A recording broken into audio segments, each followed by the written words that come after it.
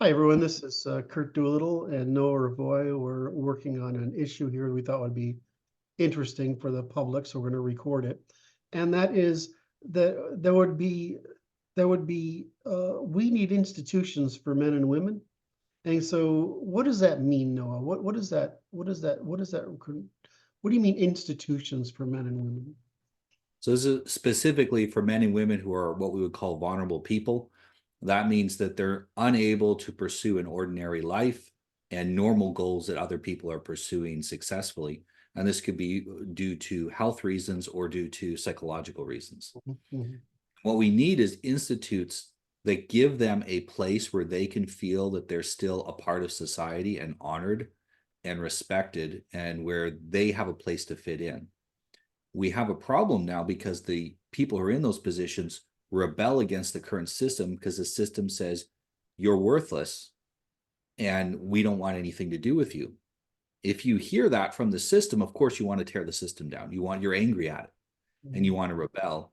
And those most adults who are in the system, as they call it, have been in the system since childhood.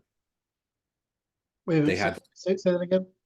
Most adults who are in the system right now, that means they're, it could be in prison or in some other form of institutionalized care, have been in institutionalized care off and on since childhood. Okay. There were child protective services calls to their family. They were maybe sometime in an orphanage, sometime in foster care or youth facilities for behavior or psychological issues. So they've been in there a long time and they've often not been treated well. Basically, we just say, get them away from me so I don't have to look at them. And that's not the correct way to deal with these people. No, they want to feel safe and included, right? Yes. Everyone wants to feel that they're doing something useful and that they're included. And we used to have something closer to that with the church. Yes. We had, of course, everyone's familiar with monasteries and things like that. Not everyone living at a monastery or a nunnery was a monk or a nun. Right. There were a large number of lay people that were there. They were under some degree of care. So they would contribute what they could, and they'd be given a bunk and food. And of course the network and the brotherhood of being there with other people. And then they would have access to the spiritual guidance, the moral guidance from the monastery as well. And so this gave them a kind of family that they could rely on as adults, because they're never going to be able to be somewhat independent like you and I can. And Does the fact that I need a secretary and a wife in order to function well account as being independent? I'm not quite sure.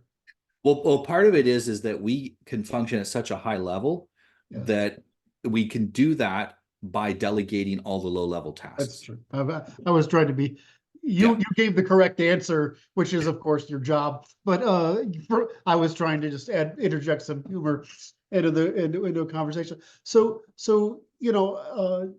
the way the way we have done this in the past, again, is through the church. But before the church, there were, I mean, the reason there are monasteries is the Epicurean households that were put together were taken over by the church, right? So it's not like it's just No, this is ancient. this is an ancient tradition of Yeah. producing communities.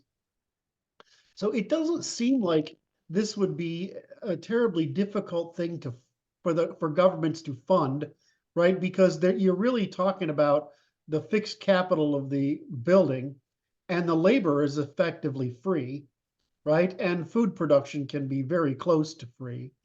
So I don't understand why that isn't. And go ahead. Simply giving these people something to do rather than shitting in the street and vandalizing things and scaring people would pay for, like, the cost of that not being the problem anymore would pay for us to take care of them properly. So how does the typical argument would be, well, I know the answer, but I want to put it out there.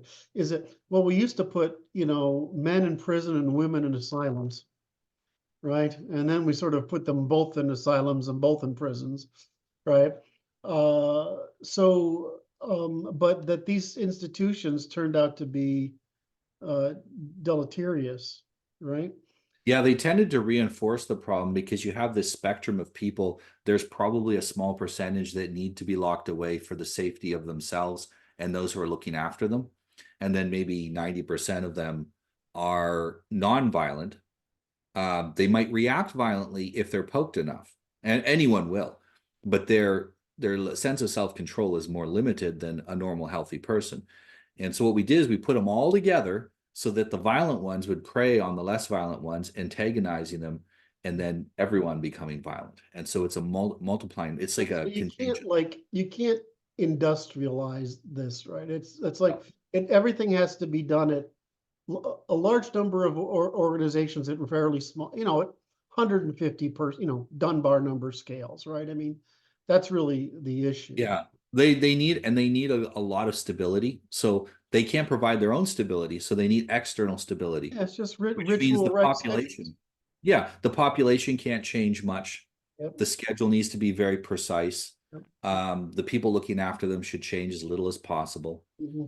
And if new people are brought in, they need to be brought in slowly, introduced to the group slowly, allow trust to build up. Because part of it is they do recognize that their capacity to judge the world isn't quite right. Yeah. And so they tend not to trust anyone because they know they can't judge people very well. They can't trust themselves either. Right? Yeah, they can't trust themselves. They can't trust anyone else. And so any change needs to happen very slowly. And it's extremely important that women's groups are run by women and men's groups are run by men. And then there's no where men and women mixed together. But it always ends up predatory. I have a female client, and she was in a children's ward during her teenage years, and she says, "You're a 17-year-old girl, and you have to answer to a 22-year-old guy that's doing that as his summer job while he's taking a psychology degree, and he has complete and total power over you." And she says, "Of course, that goes as bad as you think it would." Mm-hmm. Mm-hmm. And it's a situation that doesn't make any sense. But we're not choosing these institutions based on how good a care it can provide for the individuals who need the care. We choose it based on how quickly can we get this away from us so that we don't have to look at it. And it's partly due to the fact that a lot of the people that are in these situations are in there due to childhood trauma. And we never did anything when they were kids to protect them as a society. And now we're ashamed of ourselves. And if we have to look at them as adults, it reminds us of that. And so those of us like yourself and myself who are more conscious of these things, we are okay to look at that and want to say, hey, we need to do something, because we don't have that shame, because we are saying what's necessary to protect children. But for most people, that's the issue. There's almost every time there's a case of children being abused, the neighbors saw nothing. How?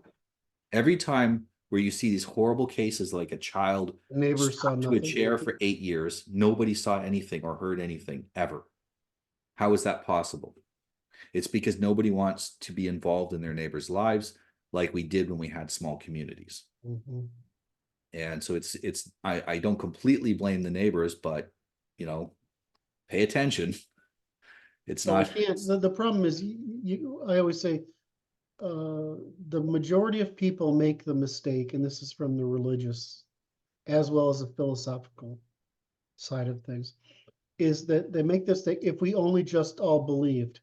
You can't have that. You've got to produce incentives, because people won't maintain a belief, right? It's like people who go to a seminar and they're all inspired in the seminar, but 3 weeks later they've returned to their habitual behavior because the environment around them is not producing an incentive sufficient to change, and the inspiration they achieved in the moment didn't work. Whereas if you went to church every freaking Sunday, right, you would get reinforcement every week, so that will train you over a number of years.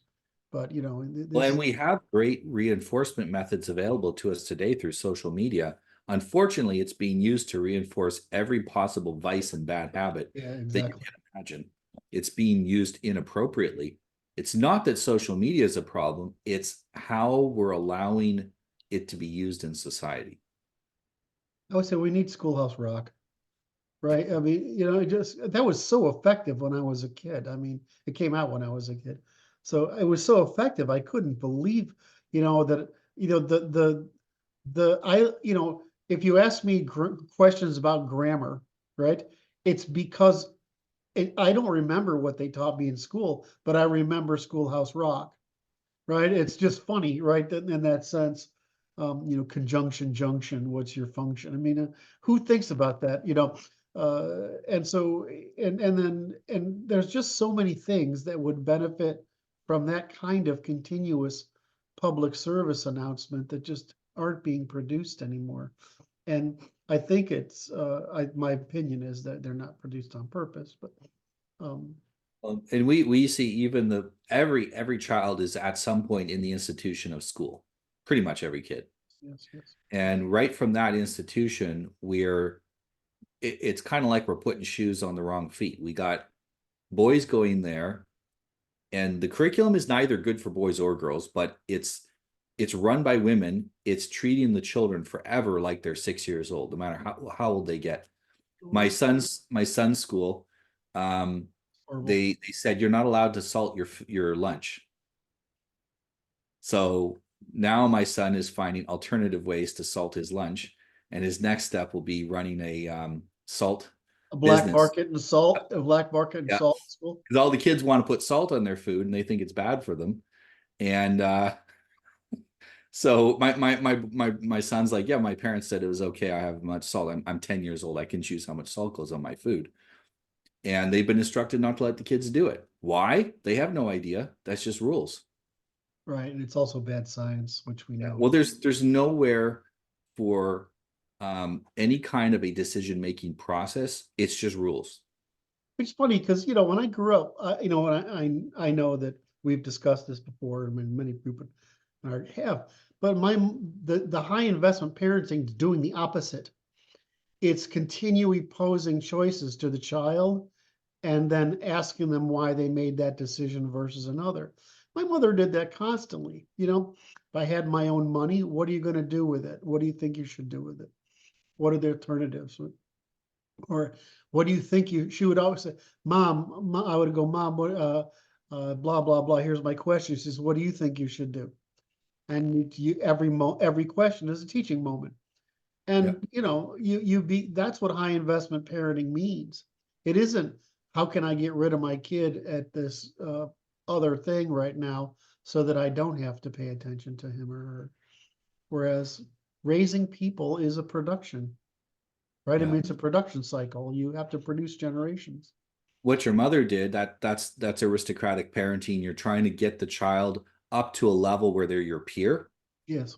rather than trying to keep them at a level where they are essentially just another domestic animal in your household. Well, they want to keep control. That's my Yeah. problem with the, I don't know I don't like to use Peterson terms, because I find them offensive. I mean, I'm not ridiculing him. I just don't like the way he approaches these things. But I mean, this tendency of the mother to get fulfillment and satisfaction from what we would consider manipulation. It should be training, right? There's a difference between training, education, training, and manipulation. Um, and why is that tendency in women? Why does that exist? Why do they persist? Are they getting no fulfillment elsewhere in life? Well, Or it's historically, think of it this way. Men used to die way before their women. Now we only die a little bit before. When life was harder, we die far before, 15 years sometimes. And children, especially boys, are very useful to the mother because when the father passes, that's her only source of income because she's a net negative economically. So she needs to have enough sons to offset that. Now, yeah, she if her does sons maintenance. are, Women yeah, do maintenance and men do profit is the yeah, way it works out. Yeah. yeah. Well, her production of children is her prime value added. And so when it comes, she doesn't make enough to live on because she produced all these children. Mhm. But if she has these sons, that's her retirement plan is her children. Mhm. Daughters for care, sons for what produce the wealth that she needs in the future. And Mhm. so she has to keep control of them.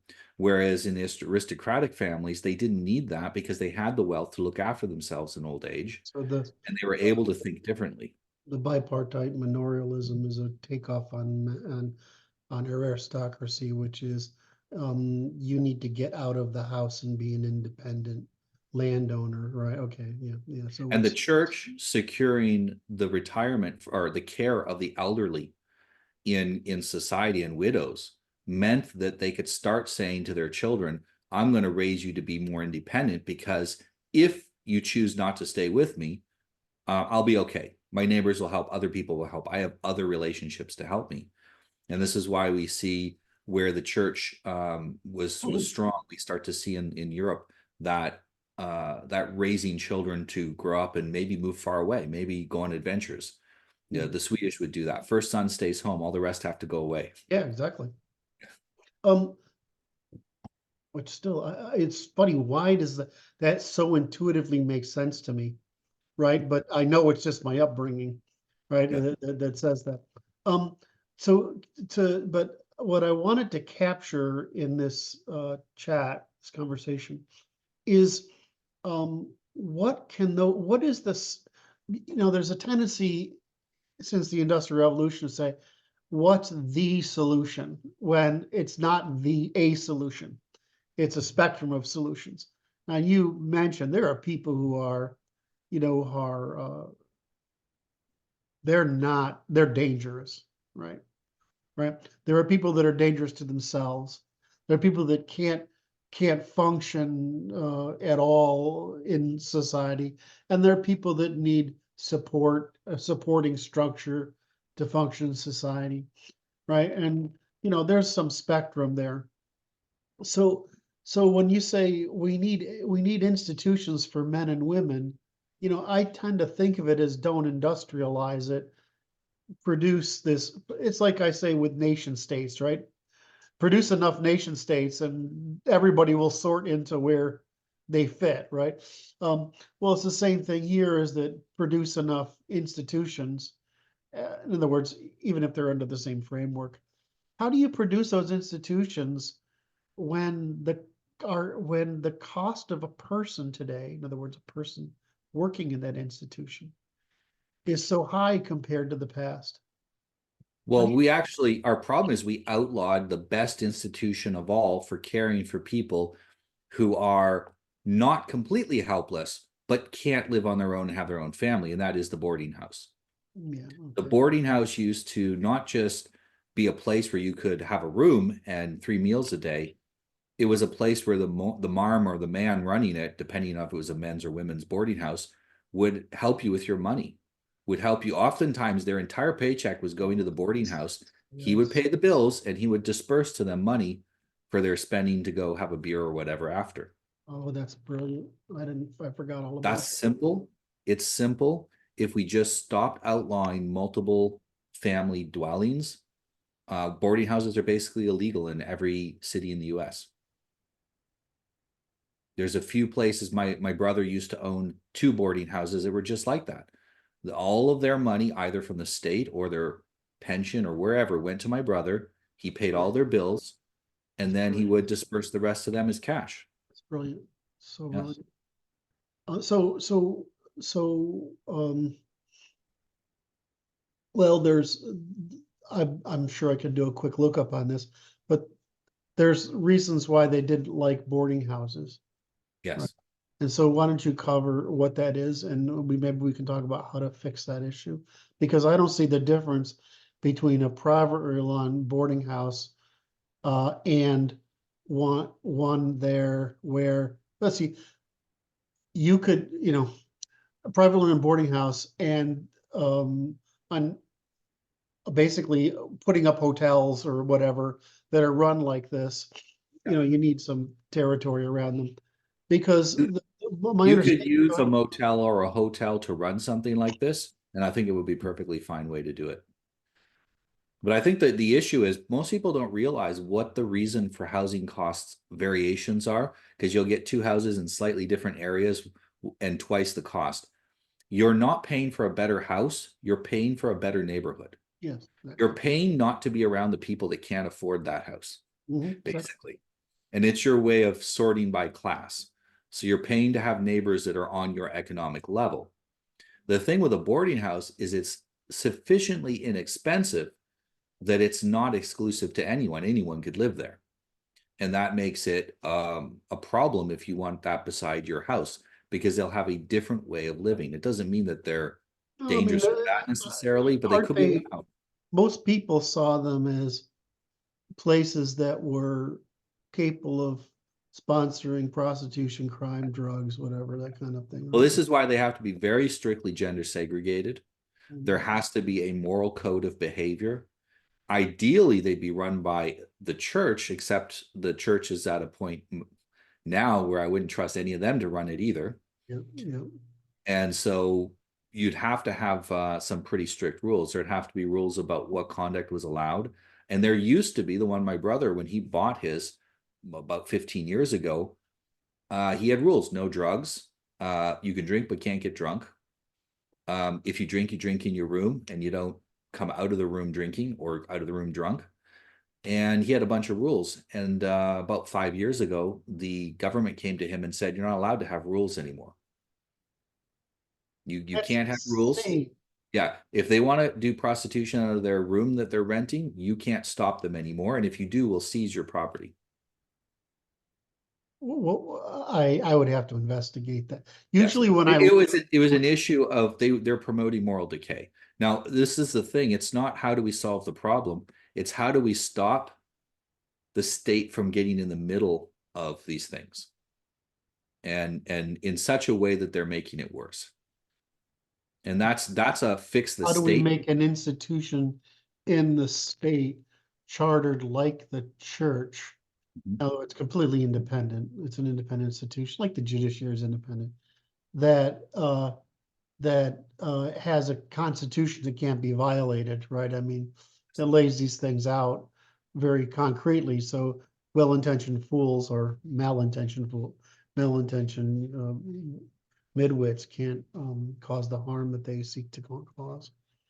Yeah, So it's and not. everything that my brother would prohibit would have been prohibited in a religious institution. He had a secular institution, but would have been prohibited in a religious institution. Um, and that's all you have to do. You prohibit. You don't have to force any behavior. Just prohibit the bad behavior. Yeah. And I think that's perfectly acceptable. And I even think that if you allow places to do that, but you make the owner responsible for the crimes committed on the property, so that he has to do due diligence to escape that responsibility. I have done my due diligence. If this happens, somebody hurts somebody on the property, I did what I could. Then you would resolve a lot of the problems, because everyone knows what kind of behavior leads to damage. Okay, everyone knows if you allow open drug use and prostitution in your building, that the crime rate goes up. If you allow graffiti, the crime rate goes up. We just need to be allowed to discriminate again maybe for fun. whatever reason we want. So let's take we took the care dimension, right? Which is how much independence can the person manage? And then we have the economic dimension, which is some of these organizations would have to be subsidized because the people are not capable of self-care. Some of these people are probably capable of producing their own. I actually think that's probably the best one, is the agrarian model, because you're working together on things that are, of benefit. And then you have the working outside of the institution model. So we could have all of these models, right? Now, so what's the criticism of this? I mean, my problem with the government is that it does the opposite of what we built governments for, which is produce commons. And so what they do is they say they're going to reduce taxes, but we pay the cost by externalities instead of paying the cost directly. Yes. Right. And the second thing is when you make a big bureaucratic institution, the overhead costs are multipliers, right? I mean, it gets quite expensive. Whereas if you have a lot of small things, right? There's you distributed overhead and you've kept everything within sort of Dunbar numbers. So that's why I didn't think of the, what'd you call them? Boarding houses. So that's sort of like the monastery goes to boarding house sort of. It's a secular monastery in many ways. Yeah. So, well, I think of a monastery as a thing that produces, right, on its own, because they really were. I mean, the monastery was the original corporation, right, within Europe. So, I Well, mean, the Catholic monasteries are responsible for almost every single breed of livestock and domesticated plant in all of Europe. yes. So these things have particular value. So they're corporations originally. But they are corporations with relatively low overhead, right? Because these places are largely, not entirely self-supporting. I happen to know more about nunneries in England for stupid reasons, but those things tended to require a little support. But those nuns took care of so many fucking problems locally, right? I mean, they, it wasn't like it wasn't like it was pure holy good service. Like they actually did stuff taking care of people in the communities. Yeah, orphans. There was, people forget, as I mentioned, a lot of the people living in those nunneries were not nuns. Sometimes it was, you have a girl that got pregnant out of wedlock. She goes there, gives the baby up to the orphanage. They take care of her. They help her heal spiritually, because that may not have been an accident. She might have been raped or something, and she goes there. She gets taken care of. She gets put back in a way. Often she learns some sort of a feminine trade, sewing, something that would be useful for her. And then she's able to return to society. And if anyone asks, she just says, well, I thought I might want to be a nun, so I went to the nunnery for a while. And it gives her a way of returning to society with some honor still. Mhm. This was a large part of what they were used for, was allow us, those in society who were falling through the cracks, to maintain a level of honor. Because when you have a sense that I have honor to protect, you continue to invest in your behavior. That's right. When you feel you've already hit the bottom, then there's no necessity to invest. You So feel you're there's a guy in revamping a convent in France right now, and up in the attic there are the one or more stalls that look like girls were hidden there, Mm. right? And and they also had a priest hole, a place to hide a priest in the comment, which was funny. Um, so you can see that, and one of my mother's side had a promiscuous woman in my grandmother's generation, my great grandmother's generation. Like anyway, and she had to go to Canada for a while, and when she came back, she because you would go, all these girls, they would go work as in other houses, but there might be boys in those houses. And in this case, the boy and the girl obviously had some fun. She went away to have the baby in Canada, gave it up to the church, and then came back. She was a floozy for the rest of her life, so it started out right. But I mean, anyway, Well, that was um, the best possible outcome for that child. it was you can't look at it as, look, they solved the problem, and they solved the problem, and the kid was adopted. And that's how I know, is because they asked me that you're related to somebody, can you find out what the lineage is? And so I just spent, I don't know, a weekend on it. It only took, maybe it was a week, I don't know. I spent a little time finding out who the original, where this man who was in his 80s at this point had come from. And it wasn't that difficult. That was him. Well, and there's a certain percentage of men, it's probably at least 10%, that are not broken necessarily, but don't really care about putting the effort forth to go find a wife and get married and have kids. There's nothing really wrong with them. They just don't want to do it. Mhm. They're perfectly happy doing their own stuff. You know, a lot of them are, really deep into music or art or science or something that they're really into. And they used to be able to go to a monastery and get even deeper into that thing Mm-hmm. and become masters at whatever it was that they were doing and know that they were going to have some sort of a family. It was going to be in the form of the monastery, but there'd be a family there. They'd be respected. And now we say to these guys, well, you're an incel, and everyone treats them poorly. And of course, It's so they're funny going to to me. I'm be like, angry at the world. I don't get that. I'm like, look, you're walking around like, look, dude, I go to work, I have friends, I play video games, you know. I mean, it depends on if you're like locking yourself away from the world or you're using it to, I mean, for me, I would have done stuff, right? Uh, so it's just funny to me because I'm like, we're looking down on this guy. I mean, he's just chosen that way to be happy, you know? I mean, Several of our most important people in the history of the West would be considered incels today, like Isaac Newton. You know, yeah. he cared more about doing science. Even what's his name from 1920s? I think he was Serbian, the scientist in the U.S. Tesla. Yeah, Tesla.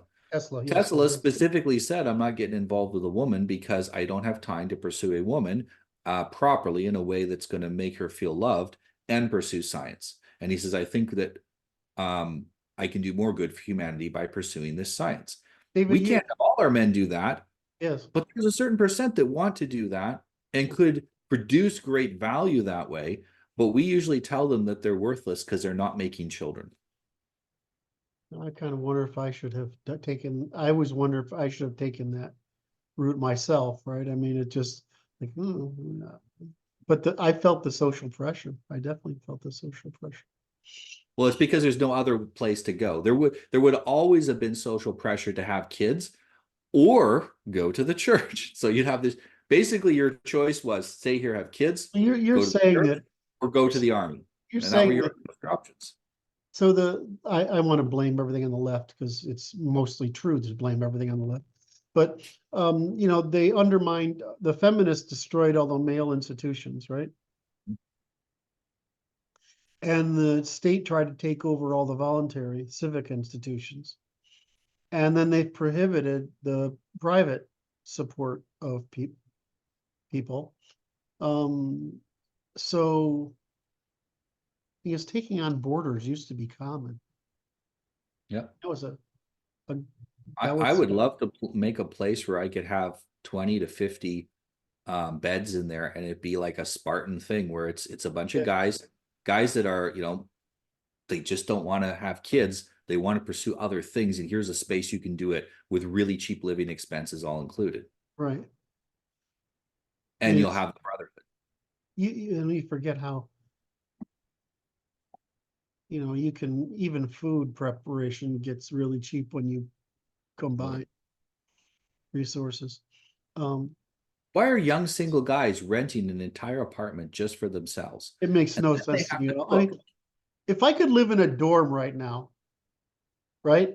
Just because, I mean, I've learned this over my life, right? I had two great big houses and whatever, and flew around. And then I got a condo, and then I got a hotel room, right? I lived in a hotel room for years, right? In Eastern Europe. And I'm like, okay, this is the way to live, Yeah. right? There's a restaurant downstairs. The maids come in and they clean the house, the room every day. I've got a bed, I've got a desk, I've got internet connection, and otherwise I have access to the whole fucking city. I mean, how could it get better? And so what I've learned, of course, is that this whole thing of getting your own space is you become a prisoner of the stuff, and the space is one of the stuffs. And if I could live in a dorm with a bunch of guys, I would, I mean, it's like we want to live with guys like us, right? So that's why they have to be a lot of them so that there's different communities. I would love to live in a dorm with 100 other guys, or 50 other guys or whatever, and do that. Just because at my age, I don't want to, women are, I love women, but I mean, at my age, do I really want another one? I've already There been, comes a point of diminishing returns yeah, where you can pay a maid and a cook, and especially if you're in a place like this that's just part of your rent, yeah, and your food, and gorgeous food is downstairs, association is there. I yeah, say this to a lot of guys. There's a lot of men unhappy in their marriage, and I say to them, it's because you're putting too much on your wife to satisfy all your needs when you should be satisfying most of your social needs with your male peer group. that's right, And your wife is there for when you want to socialize with a woman, right, have sex, or talk about the kids. yeah. That's it. And, and I mean, I, I know someone can ask, I feel like I'm an asshole, but we had a full-time nanny. We had housekeepers, lawn care people, the guy who picks up the dog do, right? You have all those things and you pay for all those things. And then, you and your wife are not fighting over those things. Yeah. You're not fighting over them. You're basically discussing what do you want to do together?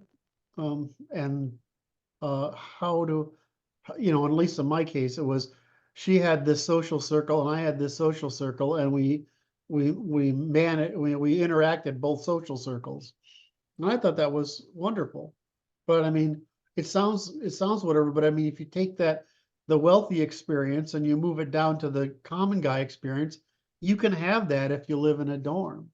The Yep. problem is, and I think you've touched on this, is regulating the behavior in the dorm. And I think the second thing is having a dorm with people who are similar enough to you, right? You don't want to be in a very heterogeneous place that develops cliques or factions. Well, and you need to be able to freely discriminate for anything that you don't like, any Yes. kind of behavior you don't like. And that's the only way. I mean, every friend group is allowed to do that. Well, Yep. allowed to do that. That's the default. We filter by similarity mostly. Mhm. And all of a sudden, when it comes to renting a place out to someone, you're not allowed to discriminate by that. And it makes it almost impossible to run these businesses. It made it, if you went back to the 1920s, you could discriminate based on anything, which meant that you go to a place, if You they could let you in, regulate, you're going to get along with it. your inventory. Yeah, which was great for you as the renter, because it meant if you went to a place, it's going to be a bunch of people with the same expectations as you. If you're loud, they're probably loud too, because you're all from the same Yeah. culture and status in society. You're probably going to behave the same, Yeah. which means there won't be conflict. What we did is we forced conflict by making people mix with people they don't really like and Yes. can't get along with. And that made almost every solution in every institution unviable. Mm-hmm. Forced association. Yeah. Forced association is the number one way to undermine institutions. Yeah. All right. So I think we've covered that there's a spectrum here of services. And we have the defense. In other words, what's your amount of agency, right? How much dependency versus agency? We have the economic, how dependent you are versus economically independent you are. We have I don't know, call it a class or faction, right? Lifestyle dimension, Culture, even. right? We're Yeah. called, yeah. I'm going to sneeze here. And then we simply get to these things don't need to be too big, right? I mean, we don't want them to be too big because they're not. It's like I love the condo complex I live in because it's owner managed. There's only 50 or 60 units here. I don't remember how many. It's smaller than I thought. We all freaking know each other. We know that the woman It's enough that you can resolve almost all your every problems complex. simply man to man and interpersonally, and not have to rely on a judge to judge between you because you don't know this other guy. We do have an annoying lady. We do have one. Well, you have to. That's a requirement of It's everybody. required. You have to have one annoying lady who thinks she's special. Yeah. Well, it bonds everyone else together having to deal with It's her. actually true, which is really It serves weird. a purpose. It's really weird.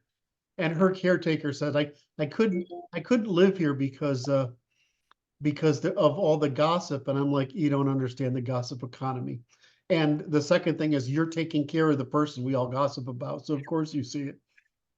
Yeah. Anyway, I love my neighbors. One of my neighbors, his wife died, was a friend of mine, died 2 years ago, and he's in the hospital right now. So that's what I don't like about this place is that too many people, fade away, and I'd rather be around some people who had some more life left in them.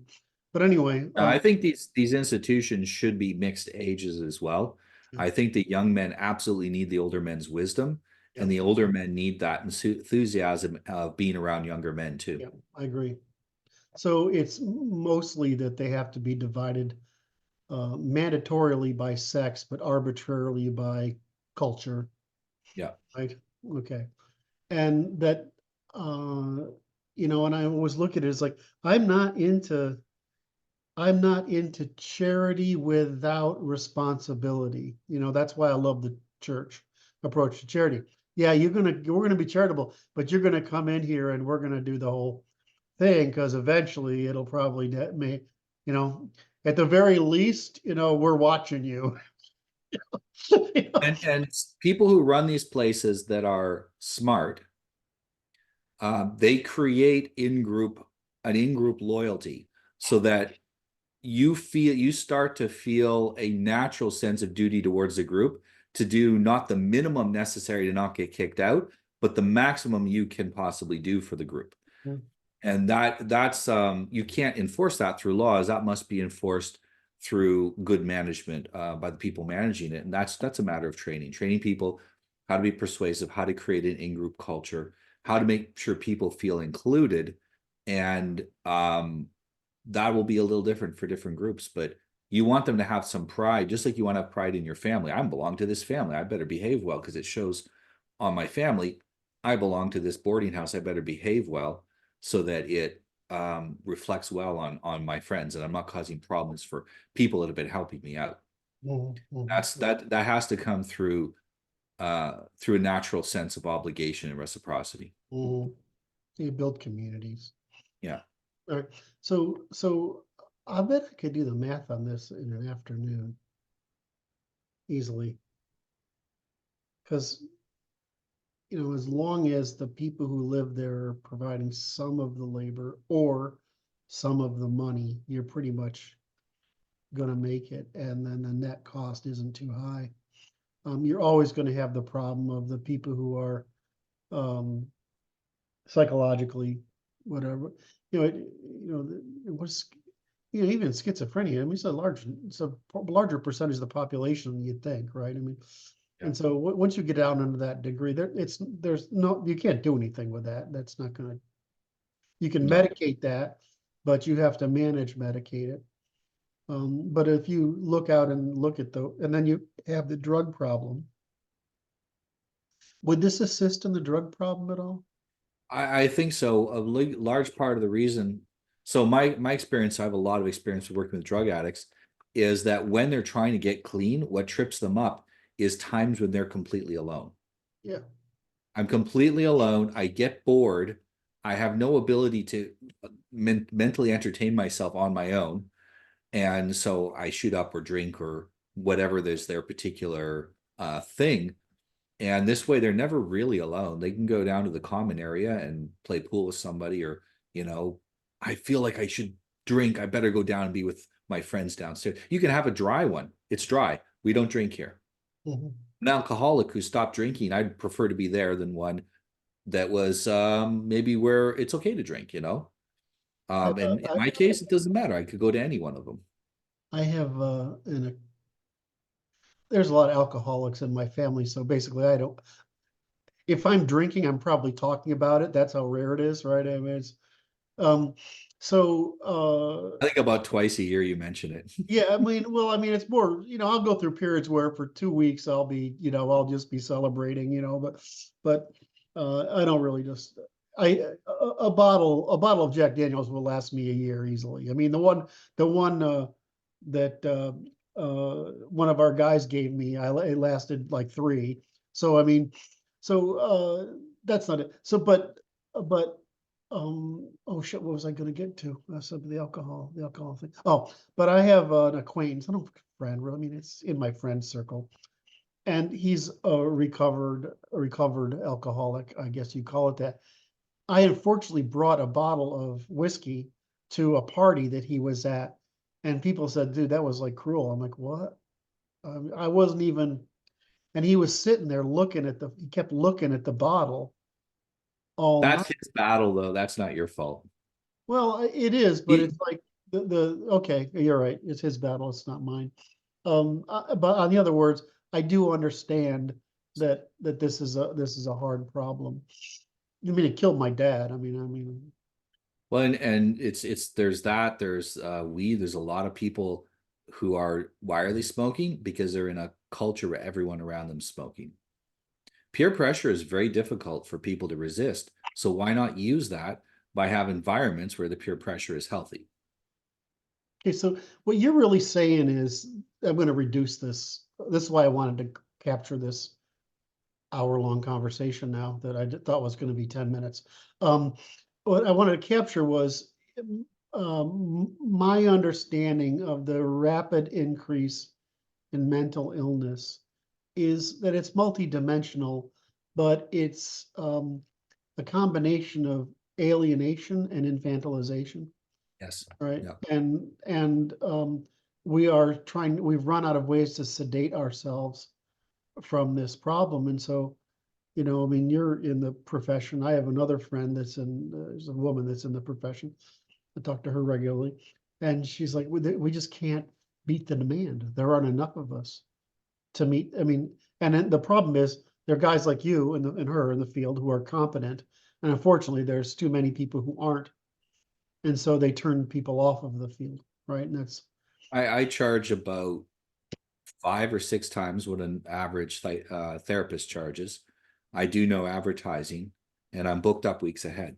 yep, yep, And it's because it's still cheaper to hire me because I actually get things done. yes, And okay, that's true. versus, if you can't afford 5 years of therapy, then maybe 5 months or 6 months that gets you where you want to go is going to be better. And for a lot of people, it's not the material cost. I got to get my problems sorted out before I get divorced, or Yes, I got to get I'm about to have kids, and I got a bunch of unresolved childhood issues. Let's work through them. yeah, yeah, And you can't take 5 years to resolve them. And you don't need that. As you mentioned, it's alienation. And I can't do too much about that. I encourage them to go out and network.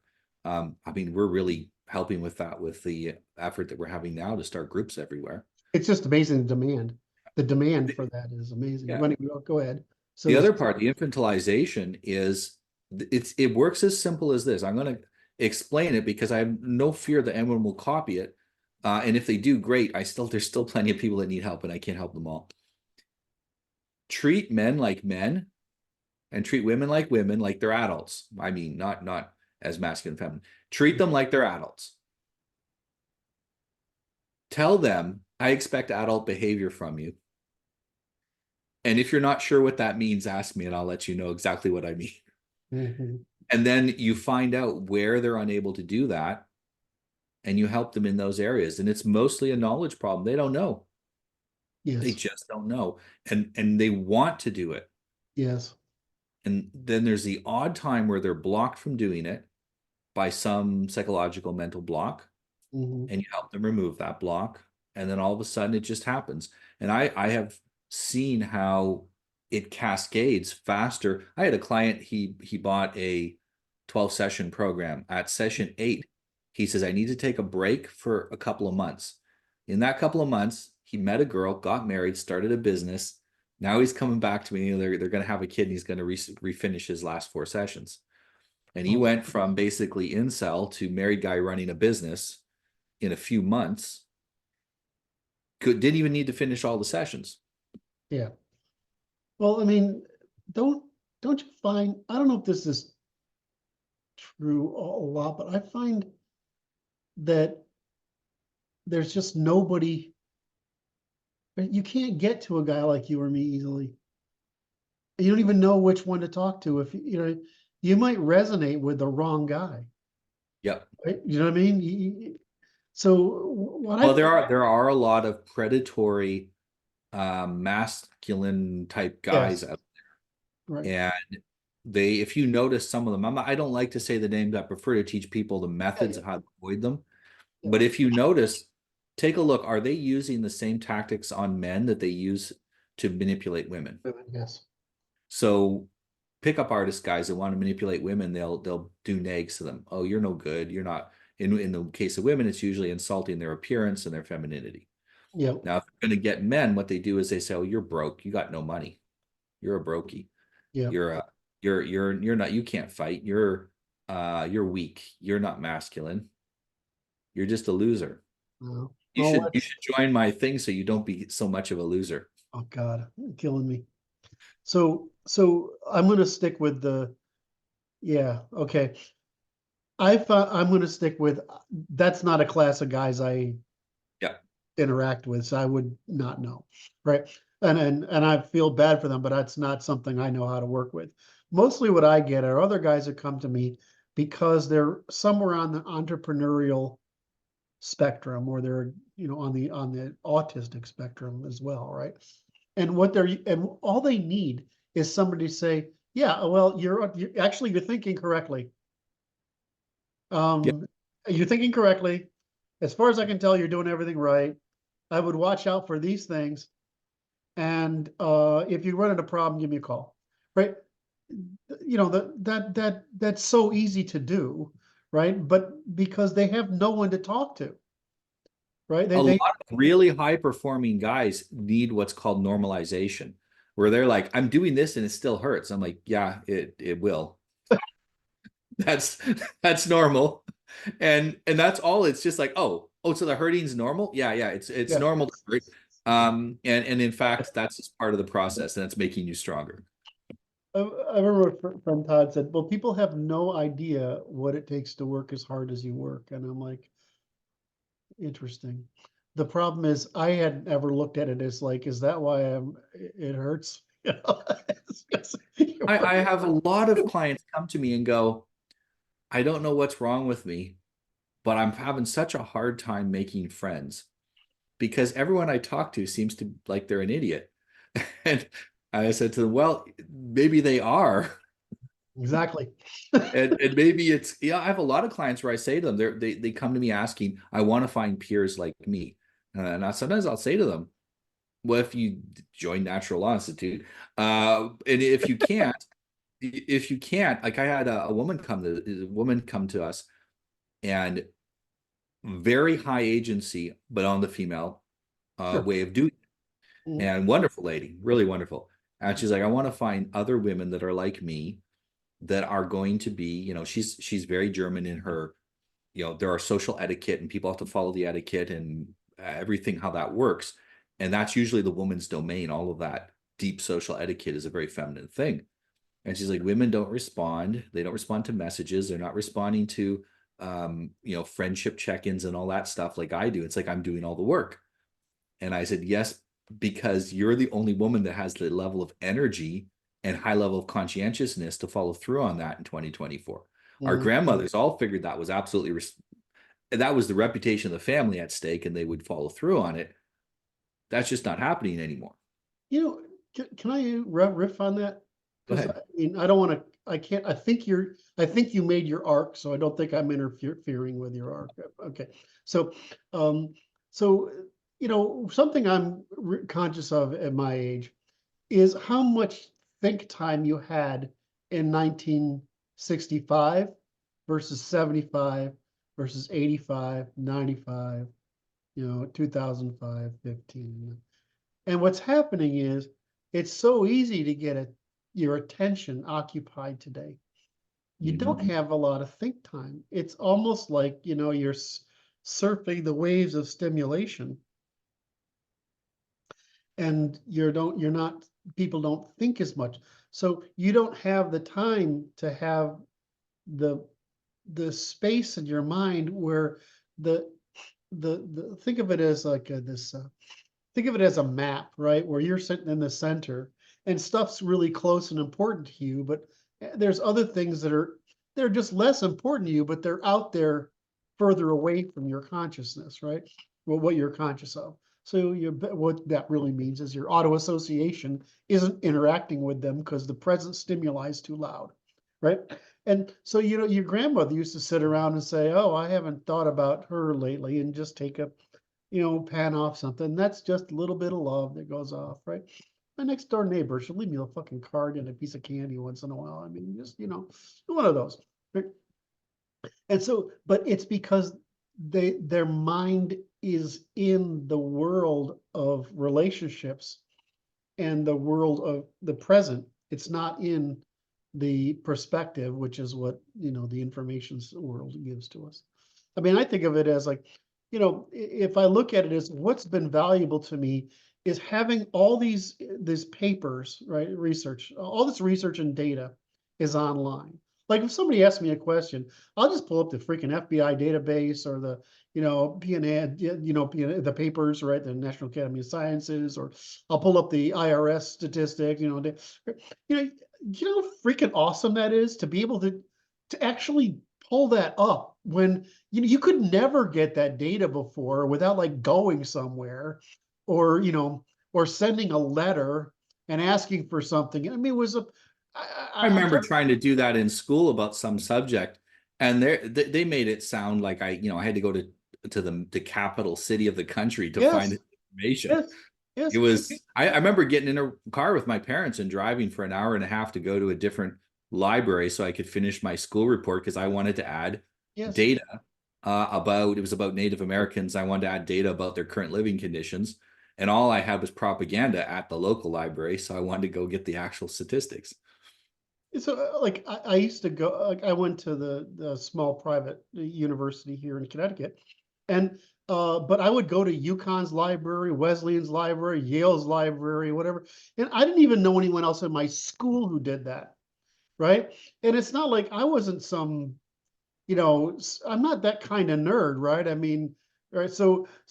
But if I needed something, I would just go find it. It was just frustrating to me that it would be in the catalog back then, microfiches and shit like Yeah. that. Right? Well, and doing a search was tough. It was You'd have hard. to you'd think about what you wanted to search for, and then you'd have to try to figure out how that was cataloged in the microfilm because there was no intelligent search Yep. and no algorithm to do it. You just kind of had to figure it out. And and I remember working with the lady who was running the microfilm thing when I was a kid, asking these questions, and I'm trying to figure out what the best question to ask is, and she's trying to interpret me. Yes. And it was a man, Google searching on Even Google the past year, if I or need to AI. know a paper on, I go to Perplexity, which is one of the AIs, right? And it's geared toward academic stuff. So I go to they're generalizing it now, so I'm like, this is going to compete with Google.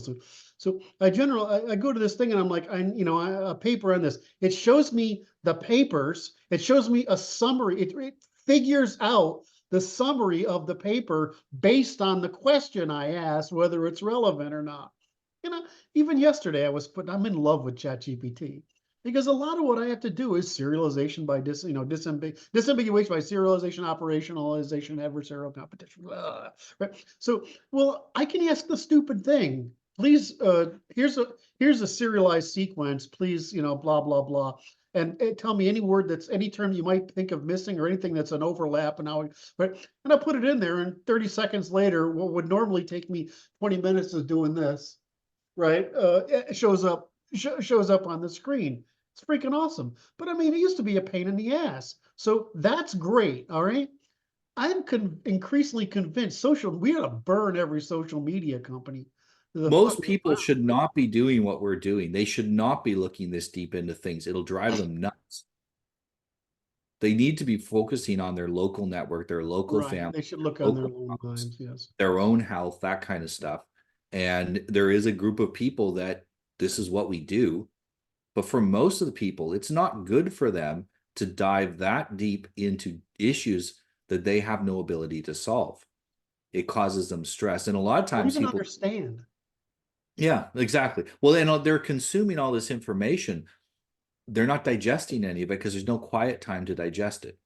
Right. They're also, they don't have the meme. They don't have the memes. Yes. Like, They I mean, don't. I got another one this morning, was like, it's probably on my screen somewhere, where the guy's like, well, IQ, whatever. I'm like, dude, there's audiences for the IQ thing like there is for the race thing, right? Or the gender thing, or what tip, what there's a spectrum of bullshit in this huge graph, right?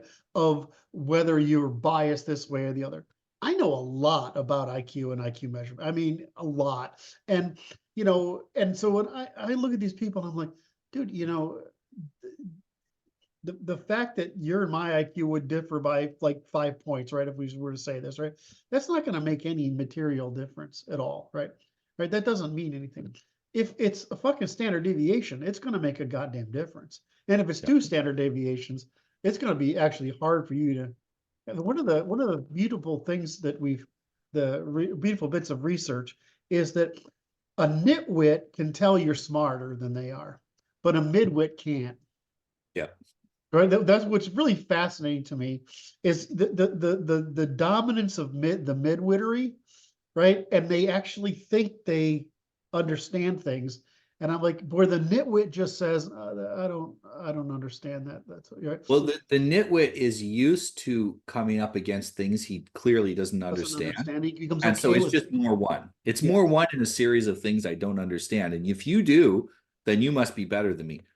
If you're a midwit, if you're the midwit, you understand almost everything. And when you come to something you don't understand, you assume it's wrong. Yes. Because it doesn't meet the pattern that you've established. Right. And then when you're very intelligent, you also realize that you're always wrong.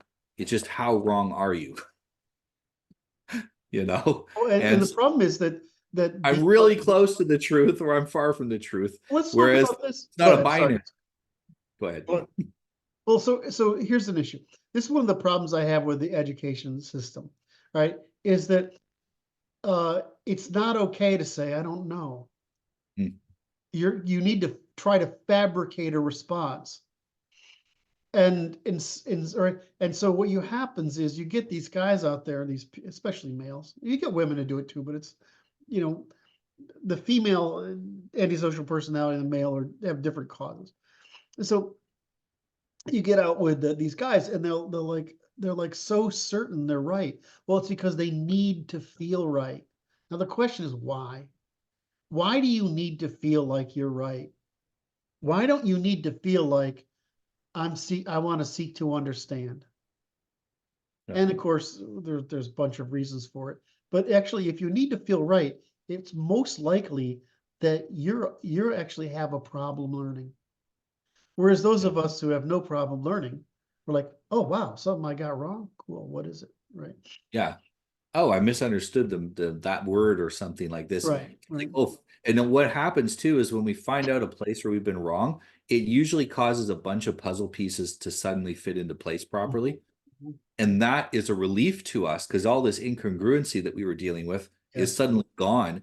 It's a emotional release for us to say, oh, okay, finally I understand all that stuff now because that last piece got corrected. So we look for correction. That's right. But if you're lower down, you don't fit puzzle pieces together. You put them down and then you hammer them until they fit. Right. And it's justification. You justify them until they fit. Cut them if necessary. So why it's like they don't get that same joy we get from solving the problem. That's true. And so it's like my grandmother was perfectly comfortable saying, even my grandmother would say it all the time, I don't know such things. Right. So they don't matter to me, right? I don't need to know them. And my mother's generation would say, I don't know. I only know this, but I don't know. But it seems like starting, I don't know if it's my generation. I think it probably starts in my generation. This desire, this belief that you've got to know everything. Right? Well, and they confuse having an opinion on things with knowing as well. Right. You need to have an opinion. It's actually that you have to have an opinion on everything. You have to have an opinion on everything. We say. So they said to my son at school, they said, a lot of people have food insecurity in third world countries and they're starving. And my son says, oh, what do I care? I'm a kid. Like, it's not my problem. They don't live. Is someone in my neighborhood got a problem? Because that I could maybe do. Is it actionable? If it's not actionable, it's not my problem. Yeah. And then it's global warming. And my son's like, well, I'm a kid. I don't really produce carbon dioxide unless I'm breathing. And I don't care. Like, and he just kept coming back with, I don't care. This is not local enough for me to care about. Mhm. This is not in my scope of my sphere of influence. I don't care. And it's not that I have no empathy.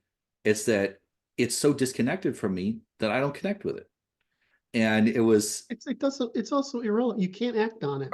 to him, yeah, You can't it's act on irrelevant it. to him. He's like, how do I start a business and make some money? Like I want to do that as a kid. How do I, because I can't get a job. These kids can't work. So how do I start a business? How do I do something? How do I read and understand? What is it? He said the other day, he says, why are all the problems you're presenting uh ugly about ugly, poverty, and fear? He says, can't we have any problems about beauty and goodness Said and that lovely things? Yeah. He's in a like, can't we have any classroom? problems? Yeah, no, he said he was saying it to me as what he had said to the teacher. So I'm not sure if it came out as clearly to the teacher. And he's like, why can't some of the problems be like upbuilding and positive and uplifting? Why do they all have to be negative that we're looking at as examples? And it's because they're doing the United Nations as a theme. And reading their website is incredibly depressing because the whole world's about to end. But they have one chapter where they It's say almost we're curing going to poverty. we're going to eliminate farming in order to prevent global warming. We're also going to reduce the cost of food globally through our cost reduction programs. How is that? The two things are not compatible, but that congruence doesn't bother them at all. Mhm. My son reads that and he says, well, I won't say exactly what he said. Could get you banned if you post this places. But he says this sounds like a certain type of propaganda. And yeah, I'm like, you're right. It is. And he says, I said, why? He says, because they're asking for things which are incompatible with each other. You can't Mhm. have both these things. This is impossible. Mhm. And he's learning to be tactful and explaining this to the teacher because the teacher is a good lady. She's trying her best. She's working with the curriculum they give her. Mhm.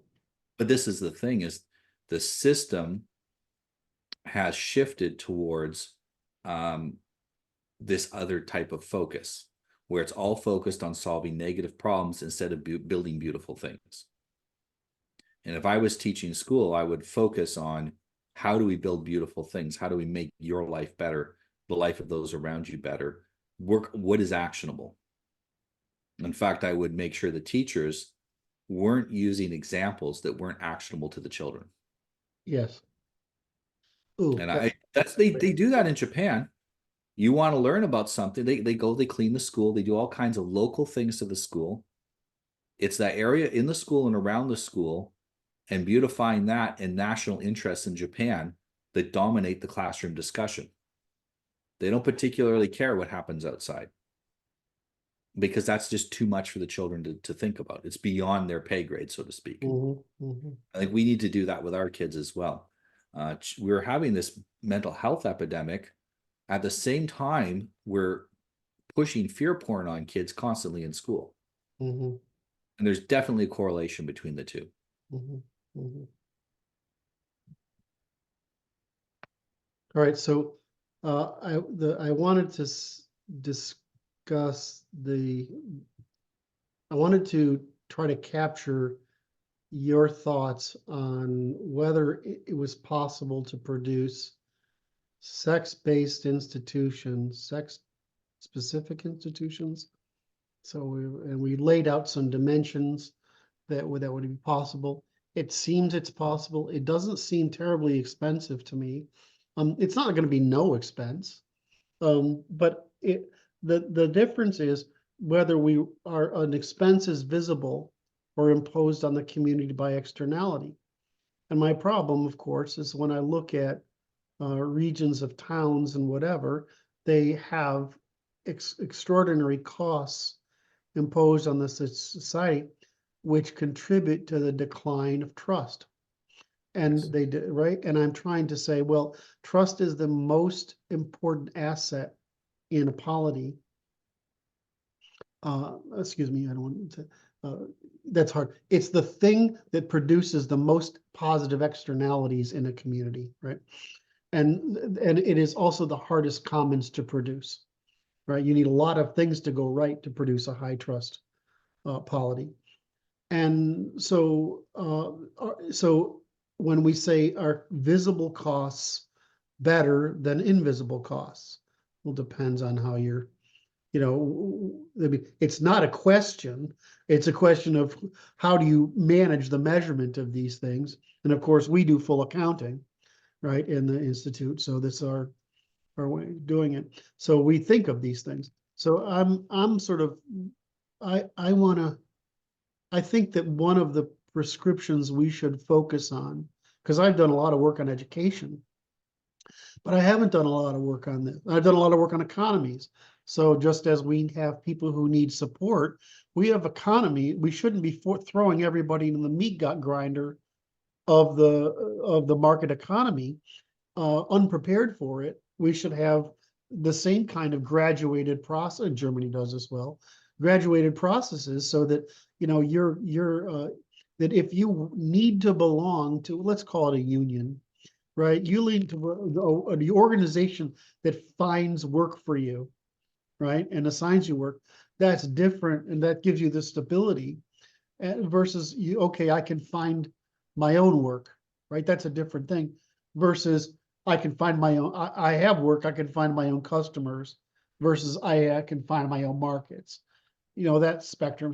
It's this oneness, right? This industrial age uniformity nonsense that I know the Marxists are. And we're being very society's being very dishonest with most people about their true economic capacity.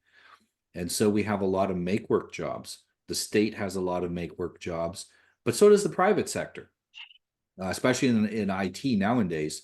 And if you see, you'll have companies with 1,000 people all of a sudden grow to 2,000, but they're not bringing any more money in, but they can afford it. They don't need those other 1,000 people. Those are make work jobs. And long term, that's damaging, because people start to assume that they now have this economic value they don't have, and they realign their lives to what is a 5 or 10-year job before that market collapses, and it's too late for them to go back. I also think that most women shouldn't be working full time, and most women shouldn't be working in jobs where they compete with men. It's psychologically damaging to them. We know it's hormonally damaging. We have studies to show that. And they burn out in somewhere between 28, depends on the woman, somewhere between 28 and 35, they burn out. And I've had a lot of women coming to me around that time and saying, I don't understand. I did everything I was told. And they did what society told them to do. You burned out, but what you also did is you burned your reproductivity for children, and worse, you burned your adaptivity, which is, I know that's not common to talk about as something I push, is that your ability to adapt to another person, right, diminishes rapidly, right? And so you want to have your kids 19 to 22. You want to find a guy, as soon as you can, in high school or out, and you want to build that family together in that when you're adaptive to each other. It's not after you've already become concretized out in a marketplace that's going to burn you out in 10 years, and you're going to end up being alone and dissatisfied and mentally unstable, or mentally not unstable, it's the wrong word, mentally uncomfortable. A lot of women say, well, I don't want to have kids that'll ruin my body. So will 15 years in the corporate world. It's going to ruin your body, your mind, and you'll have nothing to show for it. Whereas at least the other way, you'll have a passel of kids to show for it. Well, it's also like, it's only true. So, for example, I know a lot of women in Ukraine who have their kids at 19, 20, 21, right there. As soon as they get out of high school, they have their kids, right? 22. By the time they're 26 or 27, right, or 26 or 27, they're hot, and they stay hot. And you wonder why those women look good. It's because they have their kids when their bodies will recover. They have their kids when their bodies will recover. They have their kids when they have the energy for kids, when they can handle the sleep deprivation of it, right? They get it out of the way. And now you've got your family, you've got other women who have children, and that's your network, right? You've got all this thing going on. And if you want to work, you can. Yeah. But it's this They whole idea. also, I think they value their feminine power a lot more than Oh, most yeah. Western women. Well, women don't understand that when they try to use masculine power, it's more of a joke than anything. It devalues them. And when they develop their feminine power, that actually gives them a lot of control. Most of the time, husbands will do just about anything to make a attractive and pleasing wife happy. Mhm. And they will do pretty much as little as possible to make a wife who's the opposite of those two things happy. In fact, they'll often make her miserable just to get back at her for making them miserable. You know, the And problem for men and women is that their judgment evolved so that they can manage children, micromanage children, because children need micromanaging. And they don't switch it off when they talk to a man, right? yeah, For guys like you and me, it's easy because laying down the law is not, it doesn't require thought. It's like that, and it's really as simple as respect. Are you demonstrating respect toward me? If you're disrespecting me, I'm going to disrespect you, and you're not going to fucking like it, right? yeah. So you just don't take We've anything. also done it before and got positive results. And Mhm. so we know we can do it again and get positive results. Guys who've never interacted with women can't imagine doing that. And at this point, they're too afraid to try. Yeah. So anyway, so I think if we look at this, what I've tried to get out of this conversation is, I think I should consider addressing this issue in our reform package, um, Yes. and laying out those dimensions, right? So that people don't try to do a one size fits all, but that we start looking at restoring the civil society so that these things can come together. Because the externalities, um, that are produced by these things, they're just fucking horrible. I mean, look what they're doing to the whole fucking the whole West Coast, killing it. All Well, right. the issue of mental health, whether it be with children or adults, is not a left or right issue. Everyone's concerned about it. Absolutely everyone. Because everyone knows someone in the last couple of years, everybody knows someone has killed themselves. Everybody knows someone that is suffering from mental health problems. This isn't like it was, 50 years ago. It was pretty rare. Now it's everywhere. And even if it was less or the same amount rare in the past, which we do know the numbers have increased, we were dealing with it a bit better. Now we're not. And it's going to be civilizationally collapsing because we also allow Not all going these to be, crazy, it is. it is, well, we allow all these people to vote as well, these crazy people to vote. Yeah. We allow these people who can't run their own life to run the country. And we need to address it. And I think that this is one of the ways that there's a lot of crazy people that can vote. And if they understand that they're going to be properly taken care of and that they're going to be put into a secure situation, um, it's a matter of neutralizing them as a potential threat to society. Of course they're going to throw a temper tantrum if they're not being protected by society, because that's the only method they have of getting help, because they're incapable of helping themselves. They got to complain till someone else helps them. And so offering that and explaining how we're going to do that, everybody's lost. The left and right, nobody knows how to solve this problem. I think we do. We do. The issue is, like any intellectual group that's working on such a program. In other words, our program isn't, we're trying to move the needle here. We're trying to fix the foundations for the society or civilization for that matter. And so, the lever we need, to move these things is quite large. So hopefully we'll get there. All right. I've So often described what we're doing as I've described it more to myself this way. When I found you guys, what I recognize is I discovered the lever that can move the world. yeah, you're right. I hear you say this often. Yeah. Okay. So I still want to interview you today about your book. Can I do that in a I minute? have a client in a couple of minutes. Okay. Well, can you call me later? Uh, Uh, then I have family. I'm just kidding. So, so This what I can, discussion, I think, was more necessary and timely than the book at the moment. Now, I do want to finish going over I the just want to chapters. finish the book. I mean, I think it's Yeah. a good thing. I mean, we've got you as an author, we've got Luke as an author, we got John as an author. I'm trying. I'll eventually get there, and I think it's important to get our works out there. And because when you connect the dots between those thinkers, you're starting to see something pretty wonderful go on there. All right. So can you just send me another time you're free that you would do this? Because I'm basically open. All right. Same time next week is my first time. I I Okay. am so booked with clients. I'm having to open new spaces in like the mornings and after work and stuff. I have my friend. She's like, I have like an hour free every Friday. You know, Yep. I have to keep it Look, available for the emergencies. if All you're right. effective at helping people, your problem is being selective and turning people away because it's you don't have to market. They just come. They appear. Love you, brother. Thank you. Have a Love great you time. too, Thanks Curt. for the Take talk. care.